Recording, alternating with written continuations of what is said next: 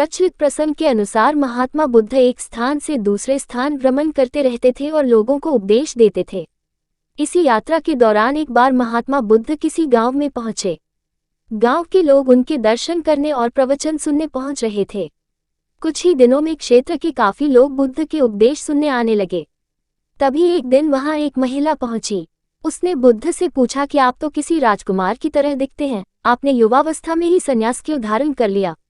बुद्ध ने कहा कि मैं 3 प्रश्नों के हल ढूंढना चाहता हूँ, इसलिए मैंने संन्यास लिया है।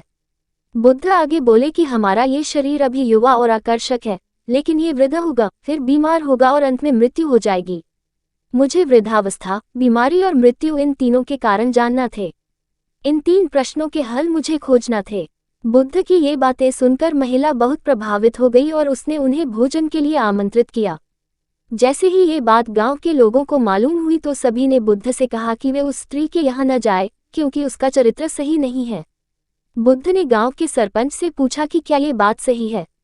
सरपंच ने भी गांव के लोगों की बात में अपनी सहमति जताई। तब बुद्ध ने सरपंच का एक हाथ पकड़कर कहा कि अब ताली बजाकर दिखाओ। इस पर सरपंच ने कहा कि यह कैसे संभव है, एक हाथ से ताली नहीं बज सकती है। बुद्ध ने कहा कि सही है। ठीक इसी तरह कोई महिला अकेले ही चरित्रहीन नहीं हो सकती है। अगर इस गांव के पुरुष चरित्रहीन नहीं होते तो वह महिला भी चरित्रहीन नहीं होती। गांव के सभी पुरुष बुद्ध की ये बात सुनकर शर्मिंदा हो गए।